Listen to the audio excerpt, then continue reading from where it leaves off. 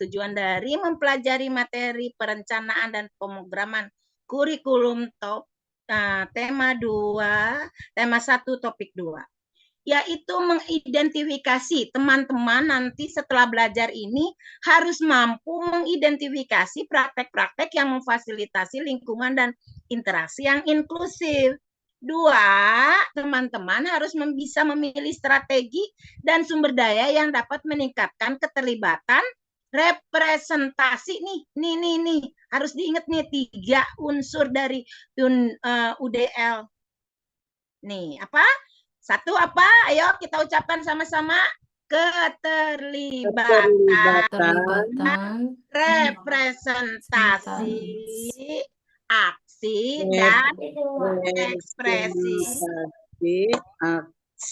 Dan keren. Pokoknya ekspresi. Jadi nanti teman-teman harus mampu itu. Ya. Oke, siap. Kita berjuang. Mau diluaskan, mau diperlebar. Kasihan ya pakai HP, jadi saya lebarin. Busy. Nah. Nih. Coba pikir di sekolahnya, di kelasnya, cahayanya gimana, udah baik atau belum? Udah, Bu. Bu. Di sekolah saya udah terang banget. Boleh nggak? Cahayanya terang banget, boleh nggak? Boleh, tidak. Kalau tidak, kenapa? Kalau tidak, bisa jadi ada anak-anak yang sensitif terhadap cahaya yang terlalu terang. Karena di pinggir pantai jadi inspirasinya bagus, Ibu Novit tuh.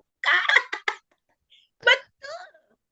Enggak semua ya mampu menerima insentitas atau kekuatan cahaya.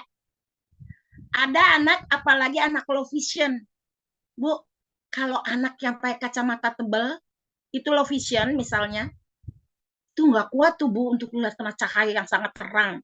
Sakit matanya. Makanya kalau lagi dibawa ke lapangan, lagi olahraga, yang lain tidak pakai topi, dia kasih topi.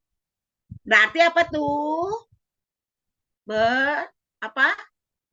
Ekspresinya ya harus kasih. Nggak kuat tuh Bu kalau pakai yang teman-teman tebal tuh. Pencahayaan yang baik di kelas itu jangan dari satu arah, yang dari sebelah kanan aja. Kalau arah yang dari sebelah kanan, nanti bayangannya ada di sebelah kanan, kasihan. Dia ketika akan menulis tidak terhalang suara.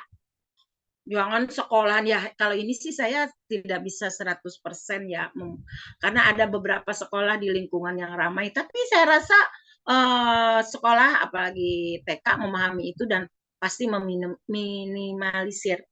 Namun ada anak-anak yang tidak bisa di lingkungan yang bising. Kalau dia karena hipersensitivitasnya, ada anak yang nggak bisa kena suara yang berisik. Saya mau tanya, apakah anak itu kita upayakan untuk tidak mendengar suara bising atau kita berikan suara bising secara bertahap? Jawab, siapa yang bisa jawab dapat nilai. Saya Bu. Ya. Diberikan. Siapa yang jawab? Boleh sebutkan nama. Ibu Erni. Ibu Erni sayang, silakan dari Immanuel. Diberikan suara secara bertahap sesuai dengan kemampuan pendengaran. Nanti kalau udah pada tahap dia sudah bisa adaptasi, kita sudah bisa normal seperti anak-anak ini. Love sekebon buat Ibu Erniati. Jadi ya itu, jangan gini. Misalnya nih, ada anak yang nggak bisa mendengar suara, nanti orang tuanya datang. Ini pengalaman saya dulu ada. Dia hipersensitif dengan suara dan udara panas, udara gerak gitu. Bu, gimana Bu kelasnya kalau saya pasangin AC? Kenapa? Karena anak saya nggak bisa gerah, nggak bisa panas. No, tidak. Biarkan dia kena panas. Supaya dia nanti jadi kebal. Ya kayak kita inilah, kalau imunisasi yang dimasukin apa? Kan itu yang dimasukkan itu kan virus yang sudah dilunak, yang sudah dijinakkan. Jadi anak-anak yang apa ya, hipersensitivitasnya terhadap situasi itu harus diberikan secara bertahap. Tapi jangan terus-terusan bising ya, kalau semua terus bising, ya melatihnya dengan waktu yang berbeda. Oke? Warna itu harus ramah dan kontras. Bahkan untuk anak-anak yang hiperaktif dan autism, diberikan sebenarnya yang aman itu, ruangan kelas itu sebenarnya ya, tapi kalau di TK kan saya melihat displaynya banyak. Kalau display terlalu banyak itu akan mendistraksi untuk anak-anak yang hiperaktif. Makanya dalam salah satu konsep dalam memberikan terapi atau pemberian pembelajaran pada anak autism, ada yang disebut dengan sudut biru. Artinya bukan sudutnya berwarna biru. Maksudnya sudut di mana dia menjadi lebih tenang ketika anak tersebut terdistraksi. Ya, tapi kan boleh mendisplay, tapi jangan warnanya tuh prok gitu. Merah, hijau, kuning, satu kelas itu rame, penuh tumpuk-tumpukan. Jadi anak itu gini loh Bu, sama seperti anak kalau nonton film kartun itu kan ada slide, ada gini, pindah ke satu adegan ke adegan selanjutnya, pindah lagi, itu secara cepat, dan itu mendistrak tuh otak anak, mata anak dan semuanya, sehingga anak hiperaktivitasnya menjadi bertambah, walaupun anak yang tidak memiliki hambatan fokus.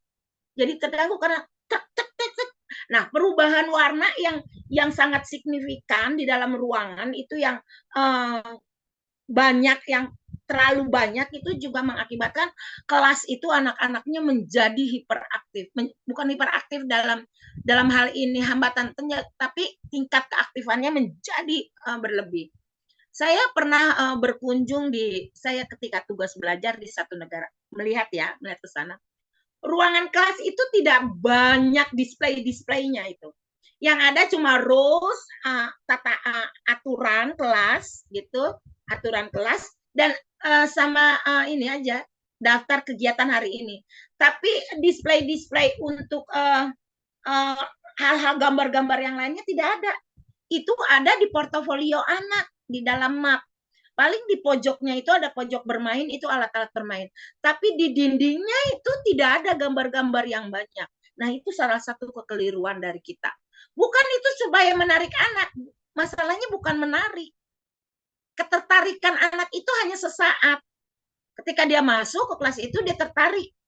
Sesudah itu, lama-kelamaan, itu menjadi distraksi buat anak-anak. Nah, ayo evaluasi. Gimana nih warnanya, ya? Pengaturan yang fleksibel. Nah, dulu ini mah jagonya nih guru TK nih. Hari ini modelnya duduk melingkar. Besok berhadapan, ya kan?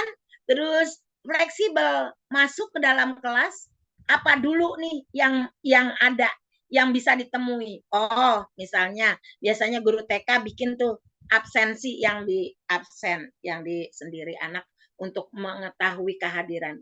Tempat cuci tangan ditaruh di luar. Fleksibel, jadi tidak monoton, jangan menghadap ke depan terus, segi 4 terus ganti letter U, ganti duduk di bawah dan lain sebagainya. Ini mah jagonya deh, nggak usah saya bahas. Jarak pandang, jadi jangan sampai ada anak yang mau ngelihat itu dia harus susah gitu, harus menggerakkan, jangan. Jadi harus terlihat, artinya objek yang akan disampaikan itu, apa yang akan dijelaskan itu, objeknya harus terlihat oleh semua anak. Seperti itu ya Bu.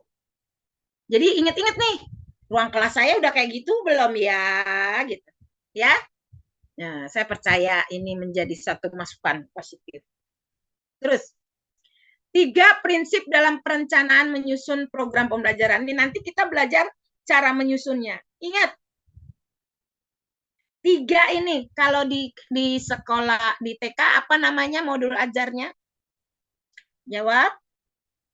Rencana apa? Pembelajaran harian ya? RPPH dan RPPM. Iya, itulah ya. Dilihat, Bu. Dilihat program pembelajarannya ada dukungan untuk motivasi dan tujuan nggak? Jangan cuma tujuan aja. Tujuan pembelajarannya ini.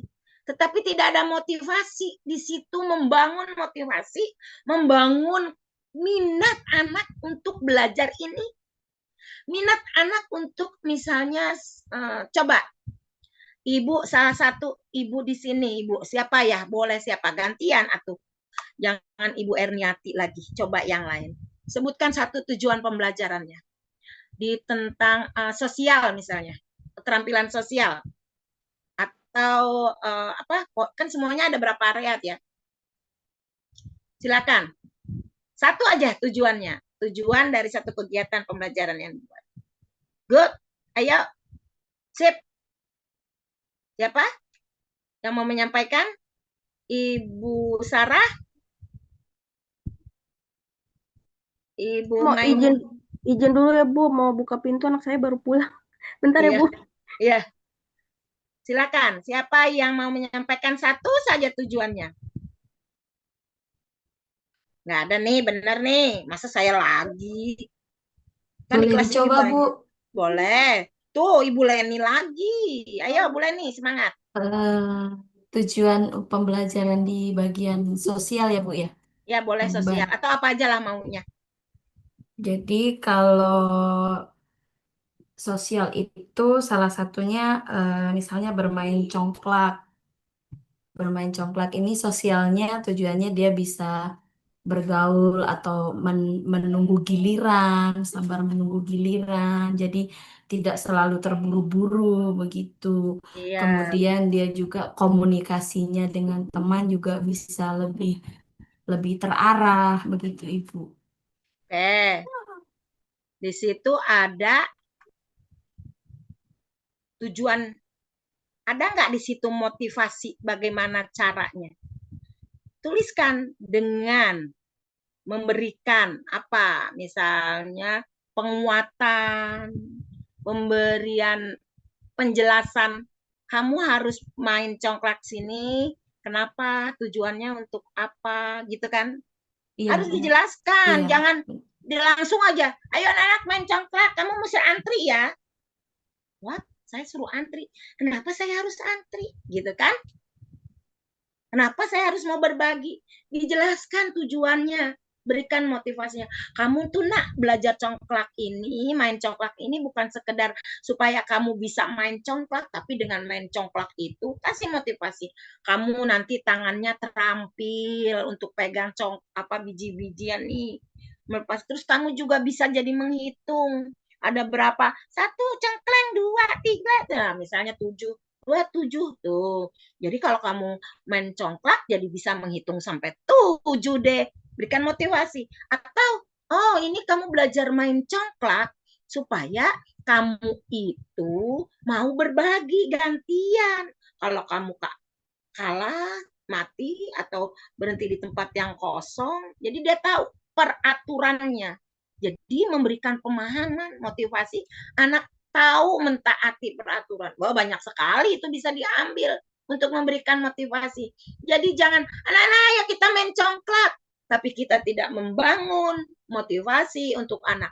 Apapun itu kegiatan yang dilakukan anak, bangun motivasi. Sehingga ada di sini anak itu, oh aku belajar, oh aku main congklak, oh ternyata timbul itu dalam dirinya. Sehingga ada keinginan untuk belajar. Sampai deh kepada tujuannya. Sampaikan tujuannya. Seperti itu ya. 2. Program pembelajaran yang menghargai minat dan identitas. Gini. Orang suka keliru. Kenapa? Ya, ada anak yang minatnya memang minatnya menyanyi. Ya hargai. Hargai dengan menyanyi. Terus identitas. Misalnya, tanpa mengurangi rasa hormat saya akan ini karena identitas ya. Kalau identitas itu kan ada agama, suku, ras, budaya, itu identitas ya. Gender, laki, perempuan. gender, misalnya laki perempuan. Main congklak itu cuma untuk anak perempuan. Anak laki nggak boleh. Ketika belajar regulasi emosi, anak TK itu kan belajar tuh bagaimana meregulasi emosi. Kalau dia sedih harus mampu mengatakan sedih. Kalau lagi gembira dia harus, "Bu guru, I'm happy." Kenapa? Ini dia jelaskan.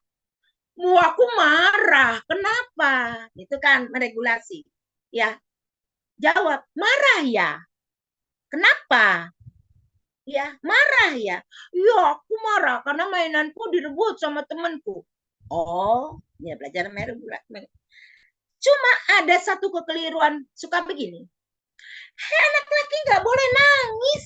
Nah, boleh nggak anak laki nangis? Itu udah zaman baheula tuh ngomong anak laki pantang menangis. Itulah sebab mengapa terkadang kita melihat banyak laki-laki yang tidak mempunyai sensitivitas. Udah tahu istrinya capek, udah tahu istrinya udah lelah, karena tidak terasa dengan gitu dia tidak bisa mengungkapkan, "Capek ya, mah. Aduh, papa jadi ikut sedih, mama capek." Dalam otaknya dia berpikir dulu. Itu dikatakan laki-laki itu tidak boleh sedih. Apa-apa. Nangislah, nak. Kalau kamu sakit, enggak apa-apa. Bilang, nangis, nak. Misalnya dia sedih.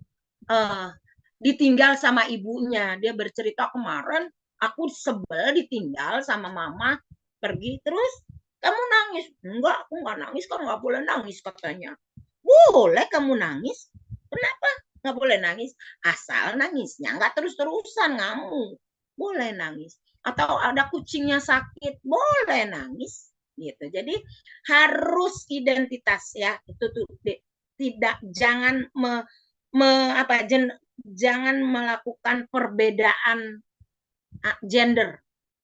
Ya. Terus misalnya latihan bola. Emang nggak boleh anak laki? Main bola anak laki aja, anak perempuan nggak boleh main bola. Hai, ada loh klub sepak bola wanita, nggak apa-apa. Gitu ya, itu identitas. Misalnya, suku budaya. Di orang Jawa, di suku Jawa Tengah, itu sudah biasa kalau mengatakan misalnya, mereka misalnya ada yang gini dipanggil, "Dewi," terus sudah biasa nih di rumahnya, "Dalam, Bu." "Apa sih kamu dalam-dalam?" Nggak bisa, memang dia biasa. Jadi hormati anak itu mengatakan, "Dalam, Bu." Atau ada orang Batak misalnya dipanggil, "Hai Nora." Ada. Bukan dia tidak sopan. Nah, untuk mengatakan, "Baik Nora," besok katakannya, "Saya ada, Bu." Ya, gitu. Jadi jangan sampai kita tidak menghargai jenis budaya masing-masing. Sepanjang kebudayaan itu bisa diadaptasikan, bisa berada di kelompok itu, ya. Yang berikutnya, program pembelajaran mengutamakan ketekunan dan motivasi. Harus arahkan anak untuk bersungguh-sungguh dengan memberikan motivasi belajar. Oke, lanjut sayang. 3 pedoman. Program pembelajaran memiliki rancangan yang tadi. Program pembelajaran yang merancang pilihan untuk usaha dan ketekunan yang berkelanjutan. Dia harus tahu tadi yang katanya bikin pelang itu tidak. Program itu memilih, ya, dia pilihan untuk usaha, maksudnya untuk usahanya dia melakukan tugasnya, usaha ini bukan usaha berdagang, tapi melakukan usaha bagaimana dia sampai ke pemahaman. Kalau dia berusahanya dengan ngeliatin serius, ya biarlah aja. Atau ada yang usahanya mungkin gaya belajar itu yang tadi visual, kalau yang liatin mendengarkan, dia sambil sepanjang tidak mengganggu temannya, dia asik ini, tapi dia tetap menyimak, dia bisa menjawab, hargai, ya. supaya itu bisa berkelanjutan, besoknya lagi dia sudah paham, ya. Merancang pilihan untuk kapasitas emosionalnya, ya. Tadi pilihan-pilihan itu harus diberikan kepada anak, ya. Karena ingat tiga filosofi atau 3 prinsip UDR itu tadi, ya. Partisipasi, keterlibatan, berbagai macam penyajian.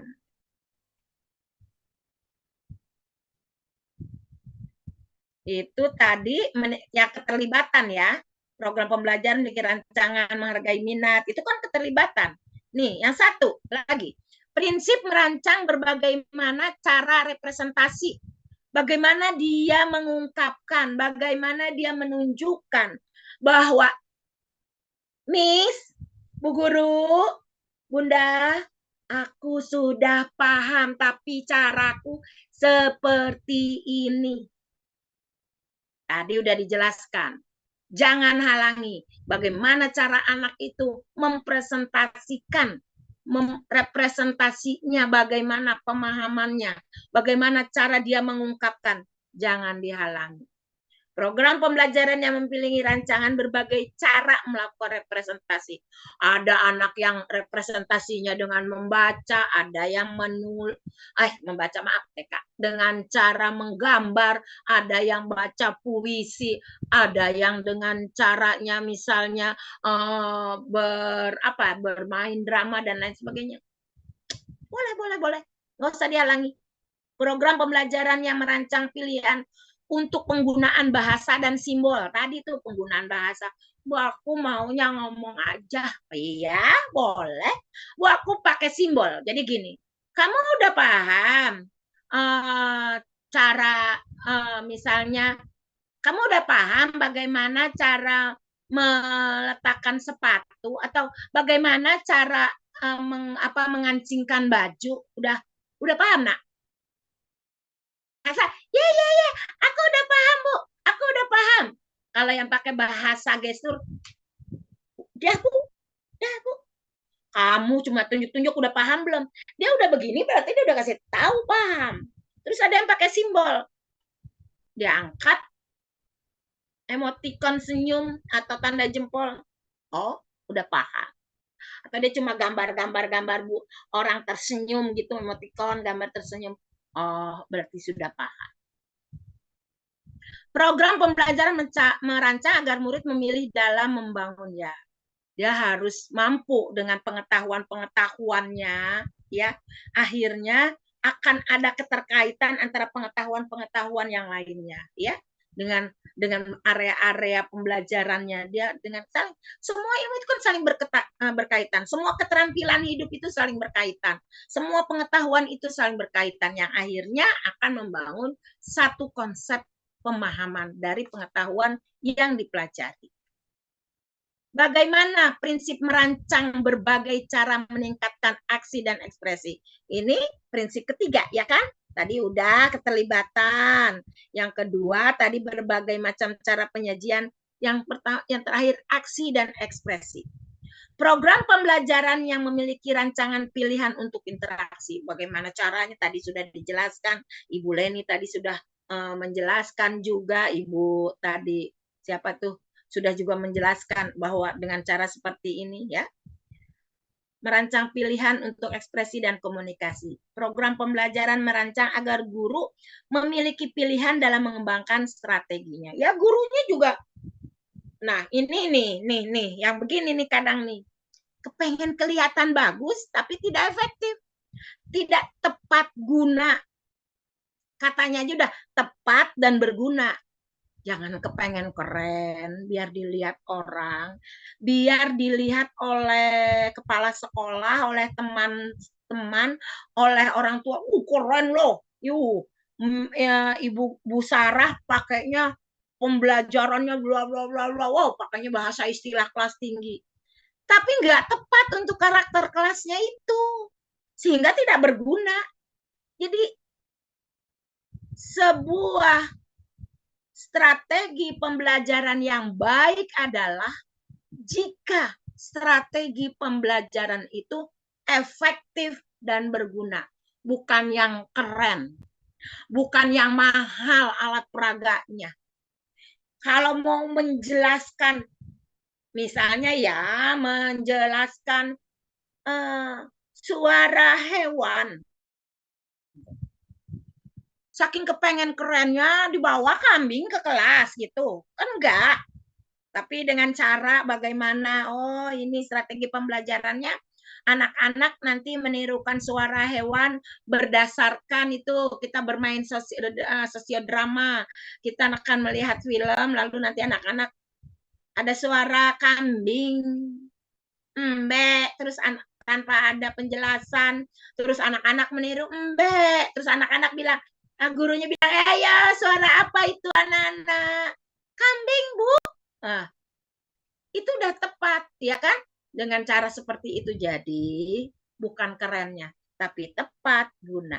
Oke? Ada yang mau tanya? Kalau nggak ada yang nanya, berarti udah paham semua. Kalau udah paham semua, nanti tugasnya dapat nilai 100 semua. Gitu kan? Teorinya gitu dong. Oke, udah ya? 3 prinsip dalam menyusun program pembelajaran menggunakan Universal Design Learning. Sudah ada prinsip-prinsipnya. Dibaca di buku bacaannya. Nanti tadi ada yang nanya, boleh di print nggak? Boleh lah di print, masa nggak boleh? Boleh lah. Buat belajar, saya aja gitu. Tools saya, orang lain, teman-teman yang lain, narasumber yang lain, toolsnya itu cukup di laptop. Saya mah di print tuh. Tuh, lihat. Di print. 3 semua ada 6 buku tebal kayak begini. Tuh, di print.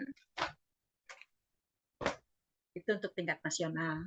Di print sama saya. Kata teman-teman saya, ya Allah berapa biayanya itu Ibu? Sampai ilmu. Nggak bisa dinilai dengan uang. Lanjut. Yes. Udah.